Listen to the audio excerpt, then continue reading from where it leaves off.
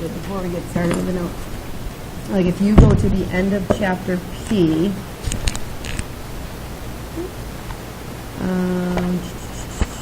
P8, P9, there is this review section that just is a nice summarizer. It's got kind of a yellow highlighted section of all the different, key concepts, key rules from the chapter. And then it's got review exercises. Here's P1. You got a bunch of review exercises on P1, and then P2. It kind of does it section by section. Now, there are 168 questions there. No one expects you to do all of those. Plus, there's this chapter P test that you could look at. But just to refamiliarize yourself with some of the tasks that you were asked to do, the different sets of directions that you should be familiar with. It's a nice, really well outlined review section there. Most chapters I'll have a review sheet, but if not this one, we'll use this for this one. Okay? So that's coming up on Monday, chapter P test. And P6 is a review of rational expressions, which you did, a full chapter on last year. So, simplifying the rational expressions and indicating any values that should be excluded. First of all, you remember from last year that we exclude any values that make the denominator equal to 0. Very good. So in the first one, we would say x cannot equal what? Plus or minus 7. Very good. Okay? But for all other x values, this will simplify. And we simplify it by factoring the numerator, which is going to be, do we recognize this as a perfect square trinomial? Hopefully. Perfect square, x and 7, and that's double 7x. So the numerator is x minus 7 squared. The denominator is x minus 7x plus 7. And so the x minus 7 from the denominator cancels with one of the two x minus 7s from the numerator, leaving just plain old x minus 7. So your final answer is just x minus 7 over x plus 7 with these excluded values. You always want to factor first. Really, it's factor cancel. So on this next one, I'm going to factor this numerator into x plus 3 squared. The denominator is the sum of perfect cubes.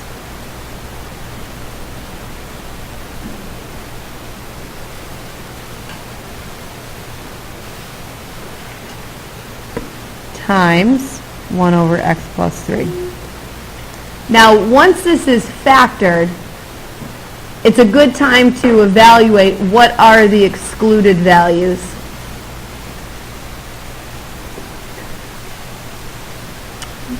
Jack, what are the excluded values? Or value. I don't know if there's multiple. -3 for sure.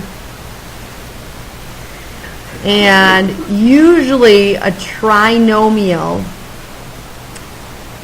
from the sum or difference of perfect cubes does not have any quote-unquote zeros, right? A quick check to see for that would be to just evaluate the discriminant really quickly. Who can remind everybody what the discriminant is? Taylor? Right, so b squared here would be 9 minus 4 times 1 times 9. So that would be 9 minus 36, which is a negative number. And if the discriminant is negative, there's no real numbers that would ever make this 0. So we don't have to worry about that. So -3 is the only one. Now from here, cancel. So you have 2x plus 3's up here. One of them can cancel with this guy, and one of them can cancel with that guy. So these will be completely gone. So you canceled 2 from the denominator and 2 from the numerator. And so your final answer is just 1 over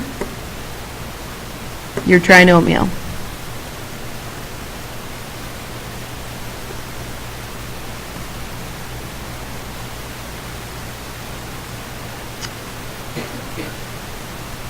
How do we feel about division?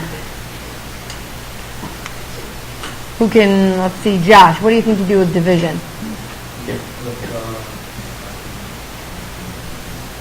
Right, keep, change, flip, yes? In the meantime, you can factor while you're doing that. So this is x plus 2x minus 2. This is x plus 5x minus 2. Change your division to multiplication. And then flip. So this that's in the denominator, when I factor it, I'm going to put it in the numerator, x plus 3, x plus 5.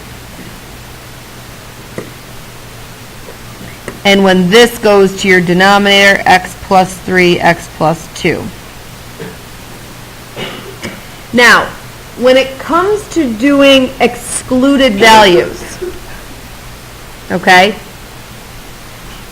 anything that was ever in a denominator at all throughout the entire process has to be excluded. So this that was originally in the denominator, which are these factors down here, even though they end up in the numerator, because they were at one time in the denominator, we need to exclude -3 and -5 as well. Does that make sense? Anything that was ever in a denominator at any time throughout this process. So we're going to exclude, and I'll do it in the margin over here. X cannot equal -3, -5. And what's currently in the denominator, -5, we already excluded that. A 2.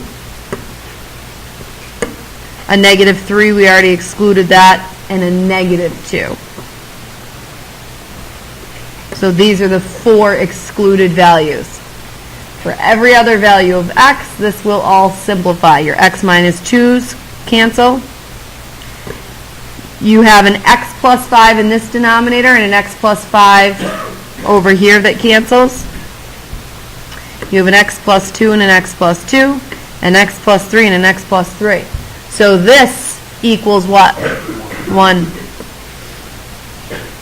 This always will simplify to 1, except for these values, because you'd get an undefined if you ever plugged in any of those values. Good? How about addition, subtraction? What's the key nuisance there? Go ahead, Stephen. You have to get a common denominator. So, is Maria here? Is this a Maria? You're Maria? I thought. I'm getting them. I'm doing okay. Maria, how would you get a common denominator here? Okay, so this one needs a what? X plus 3. So we always get a common denominator by multiplying by something over itself, right? Don't fall for just adding 3 and adding 3, right? That's not multiplying by something over itself. You cannot get a common denominator just by adding something in there. You have to multiply by something over itself, and this one needs an x. So now both denominators are x times x plus 3, x times x plus 3, and I've not changed the value of anything because I've multiplied by something over itself in both cases. I've just multiplied by 1. Doesn't change the value, but will change the appearance. Now, always multiply out and simplify your numerators. I do not recommend multiplying out your denominators.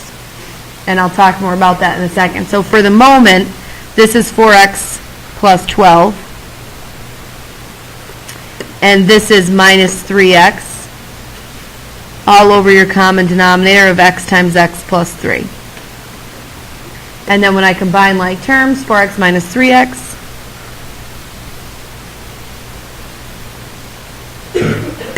And there's my final answer with excluded values, Lily J of what? X cannot equal 0 or -3. Good. Okay. Now the reason I don't ever multiply out the denominator is because there's a chance that once that numerator simplifies, had that simplified to x plus 3, I would be able to simplify even further by canceling out the x plus 3's. If you multiply out your denominator, you might miss that. You might miss the fact that there is an x plus 3 factor lost in there someplace. You have to multiply out your numerators because you can't do your addition and subtraction until you do that. So multiply out those numerators, leave the denominators unfactored, unless it's a multiple choice, and then once it's all said and done, they do write this as x squared plus 3x. You just kind of have to adjust to the answer and what answers are options in that kind of case. Okay? So, little summarizer of what we just did. When you multiply or divide, you just factor cancel. In the case of division, we keep, change, flip. If you want to write that down. And then adding and subtracting, factor first, get a common denominator, add and subtract appropriately. So you can see obviously why this section is a nice follow-up to the factoring that we just worked on, because you have to factor very fluently to get through this with any sort of ease. So hopefully your factoring improved a little bit. Any questions so far? Okay. Moving more into the complex rational expressions, which are very algebraically intensive. Okay, how would you, and there's a couple different answers, how would you attack simplifying a problem like this? Stephen, what would you do?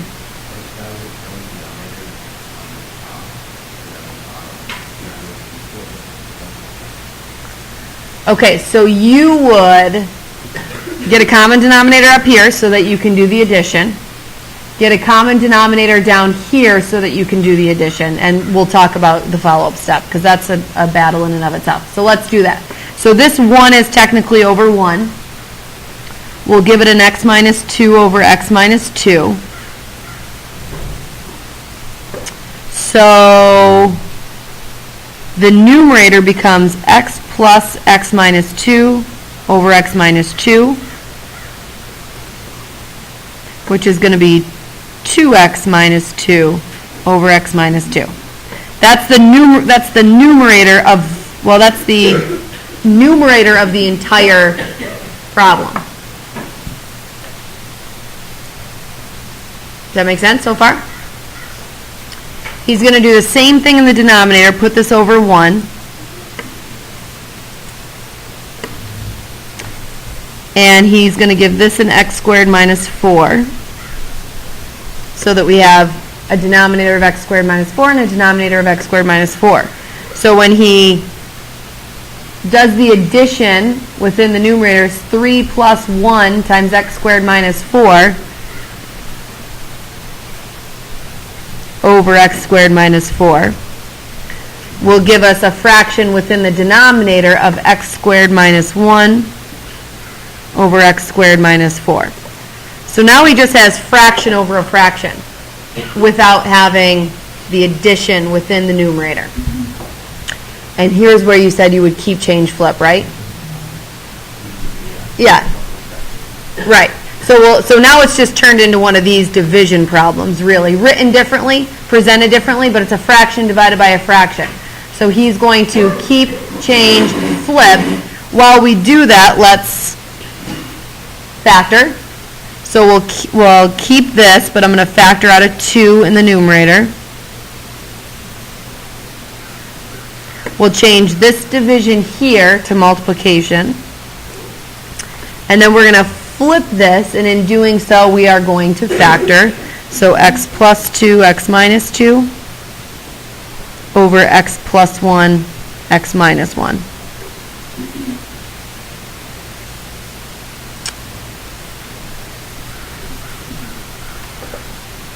Now might be a good time, before I start canceling things out and making it look ugly, might be a good time to talk about excluded values.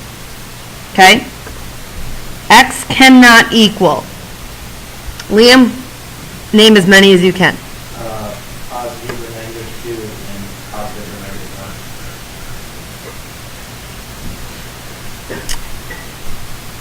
1. Correct. If you just look at this step, you're going to exclude the 2. You're going to exclude the plus or minus 1. But remember that this was at one time in a denominator. So he also did not allow we already said positive 2, so the negative 2 is also excluded, because at one point this was in a denominator. Is that clear? Okay. So those are excluded values. Now we can just cancel out x minus 1, x minus 1, x minus 2, x minus 2.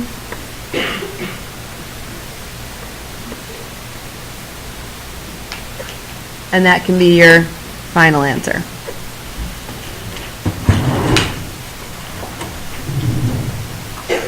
Any questions on that? Does anybody have a different method? I'm going to redo this problem, because maybe the other method that I'm going to show you is going to be equally as complex, but can we all see how this is algebraically intensive? Any little tiny mistake anywhere throughout that process, you're going to be very frustrated. So make sure you take that, piece by piece, and don't try to do too much at once. Document your work very well so that you can get partial credit. But I'm going to redo this problem using another method that you may prefer. So here being the original problem, when you have complex fractions, aka fractions within fractions, you can sort of clear the fraction by multiplying both the overall numerator and the overall denominator by the least common denominator. So let me that's heavy language right there. If you look at the denominators within your problem, in this case an x minus 2, and in this case technically an x plus 2 and an x minus 2, if you were just trying to get a common denominator between these two, what would that common denominator be? Taylor?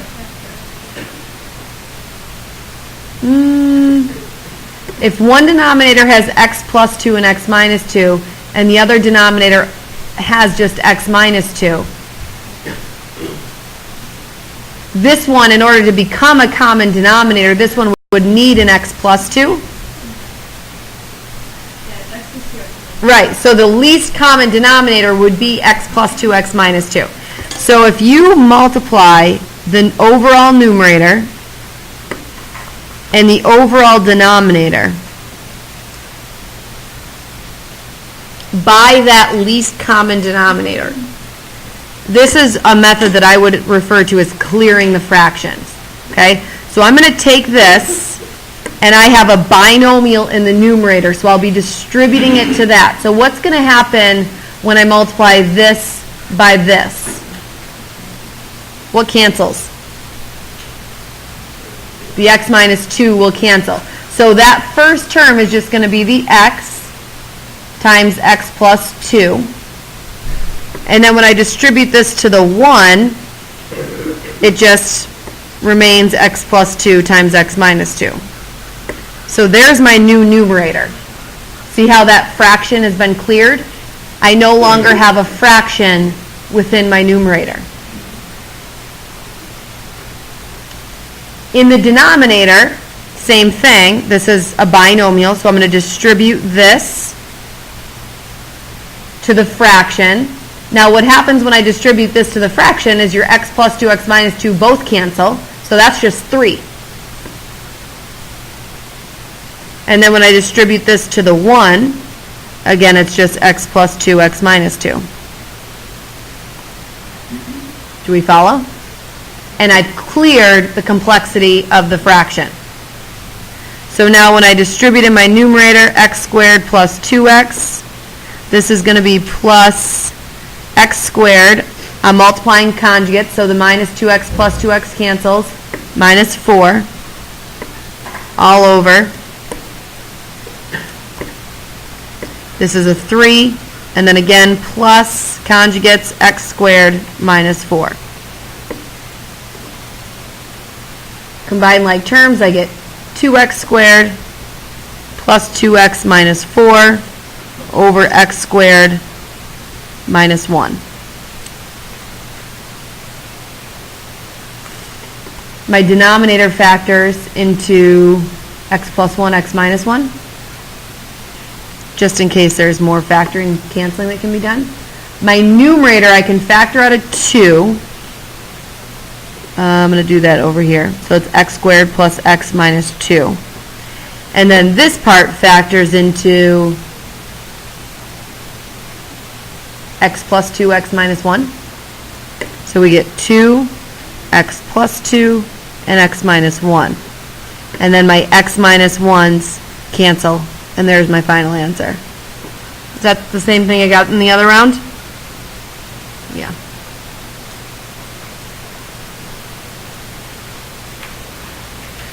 I'm going to assume the other way is easier for you right now just because that's the only way you've probably really ever done it. But there are definitely instances where clearing fractions is the way to go. So I'll try to mix that in more often just so that we can become more comfortable with it. Has anyone ever done this process before, clearing fractions? No. Okay, so it's kind of a new idea. All right. So this case right here, we're going to practice that least common denominator method again.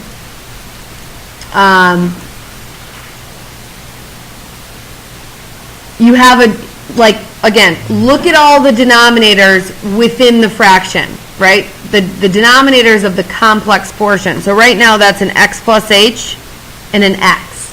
So the least common denominator would be x plus h. So I'm going to multiply the overall numerator by that, and I'm going to multiply the overall denominator by that. So for all the rational expressions within, and there's only 2 of those, the least common denominator is x plus h. And therefore, that's what I'm multiplying the overall numerator by and the overall denominator. So, in my numerator, I have a binomial. When I distribute this to the first fraction, the x plus h will cancel, yes? Leaving me with just x. When I distribute this to the second fraction, the x's will cancel, leaving me with just minus, and parentheses here, x plus h. And my denominator is just h, x plus h. And the complex fraction's gone. Now it's just simplifying. So I would distribute my minus sign. The x minus the x is going to cancel. So it's just going to be a negative h over h x plus h. And then our h's, of course, cancel.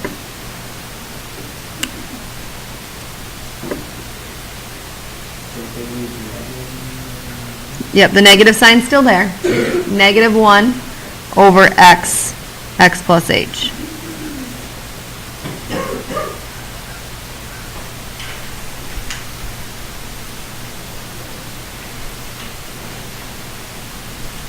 Good? Excluded values here. H cannot equal 0. X cannot equal 0. And the last restriction is kind of unique. What else cannot happen?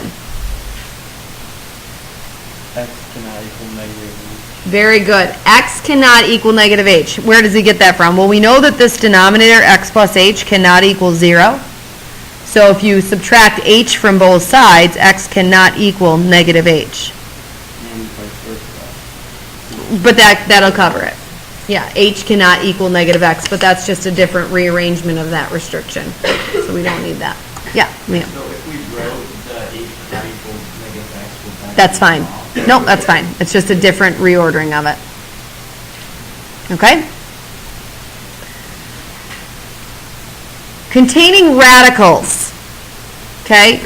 again, we're going to use our least common multiple or least common denominator method. So if you look at these denominators within, root x plus h, root x would be our least common denominator. So I'm going to multiply the numerator by that. Multiply the denominator by that. And distribute. So in my numerator, I'm distributing. When I take this and distribute it, my root x plus h is going to cancel. So it's just root x. When I distribute this here, my root x's are going to cancel.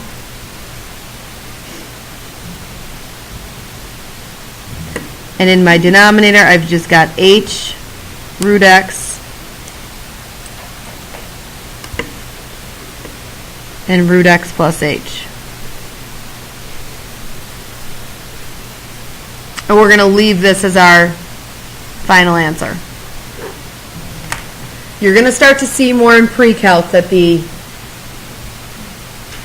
rationalizing of fractions, or rationalizing of fractions to get rid of the radicals in the denominators is kind of not happening anymore. In calculus, you do not need to rationalize the denominator. It's kind of, there's a little history behind it and how it's an outdated sort of skill that's not really necessary. It used to be necessary before we had calculators. We still teach it in Algebra 1, Algebra 2, but you're going to find in calculus you almost never rationalize the denominator. Yeah. When I did, I changed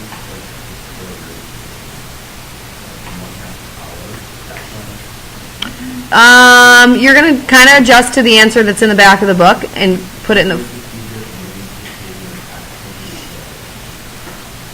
Okay, but just keep in mind that if it's a multiple choice, it's probably not going to be written in exponential form. It'll probably be in radical form. Because the problem started in radical form, it's usually going to present answers in radical form. If it started in exponential form, usually answers are presented in exponential form. So it keeps it consistent that way. And then there's this skill of rationalizing the numerator that we're going to do a lot of in calculus. So it's the exact same concept as rationalizing the denominator. It's just, and you'll see as we get into calculus what the purpose of this is. There is a good purpose to it, but for right now, let's just talk about the skill. If you want to get rid of the radicals in the numerator, just like you would have done if this was in the denominator, you're going to multiply by the conjugate. What is the conjugate of this, Alyssa?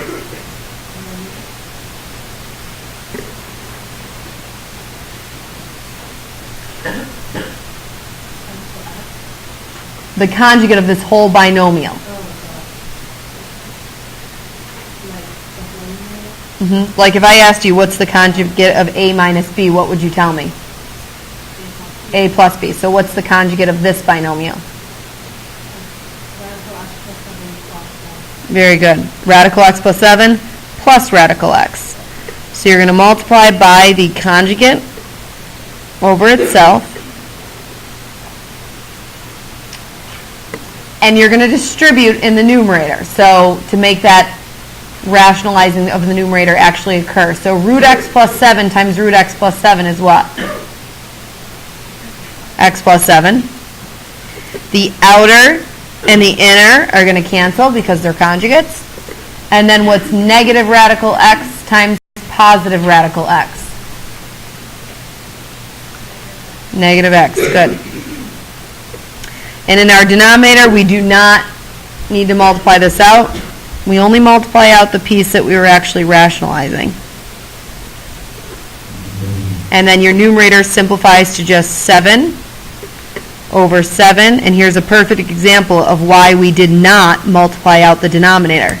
Because if we had, we would just have to refactor out that 7 in order to make this able to be simplified that last step where your 7s can now cancel.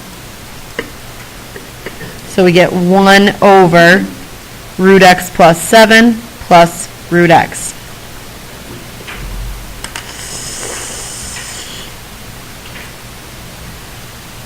The page kind of got hole punched through, huh? So it is, your homework is P6, 1 through 91, 1s and 5s, P6 if you want, I mean, you guys can obviously go to P6 in your textbook on your own. It looks like it's on page 74 to 76, so pages 74 to 76. Okay? Any questions overall? I would say obviously the newest skills for you are rationalizing the numerators and